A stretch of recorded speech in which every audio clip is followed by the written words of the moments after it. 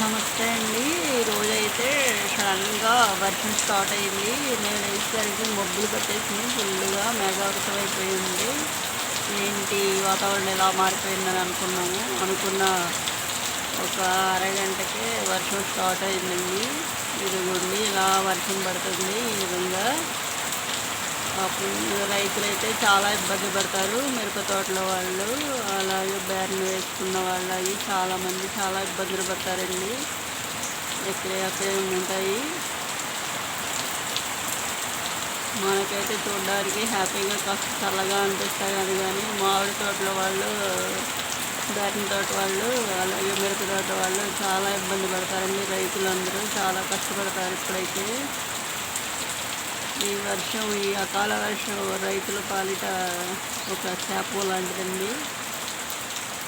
ఎందుకనంటే పాపం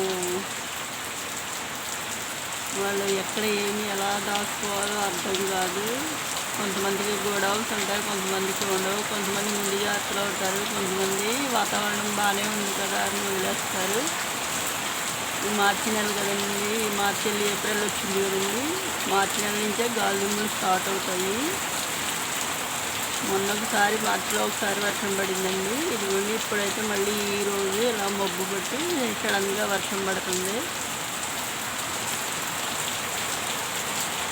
గాలి అయితే లేదండి, నిలబడి వర్షం పడుతుందంటే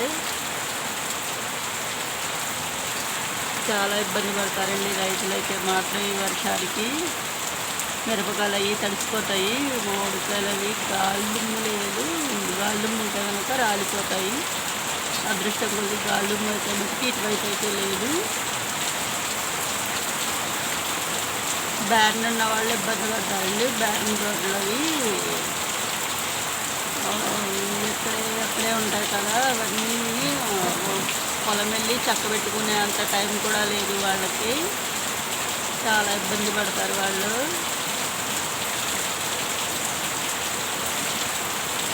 చూడండి ఎంత పెద్ద వర్షం పడుతుందో సడన్గా. అసలు ఇప్పుడైతే కురవలసిన వర్షం కాదండి, వర్షాకాలంలో పడుతుంది. ఏదో సరదాగా యూట్యూబ్లో రీల్స్లో ఏదో సాంగ్స్ యాడ్ చేస్తాం కానీ వర్షాకాలం అయితే అది సరదాగా ఉంటుంది. కానీ ఈ అకాల వర్షానికి మనం చూడడానికి బాగుంటుంది కానీ ఇలాగా వర్షం పడితే మాత్రం రైతులైతే చాలా ఇబ్బంది పడతారండి. అంతా ఇంత ఇబ్బంది పడరు. సరే ఎంత వర్షం పడుతుందో ఉండే కొద్ది పెరిగిపోతుందంటే చాలా పెద్ద వాన పడుతుంది. ఇంకో వాటర్ కూడా ఎలా వెళ్ళిపోతుందో చూసారు.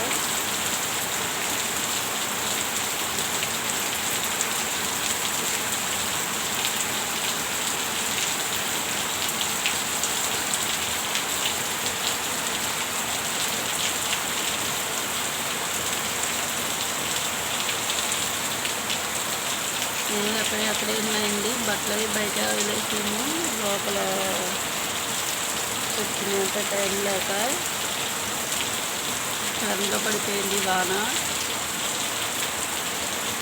ఎంత పెరుగుతుందో వర్షం ఉండే కొద్ది పెరిగిపోతుంది.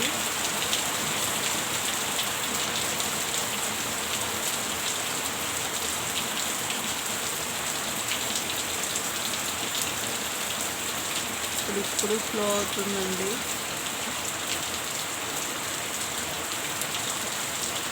కానీ రైతులైతే మాత్రం చాలా ఇబ్బంది పడతారండి ఇవన్నీ సర్దుకునేసరికి.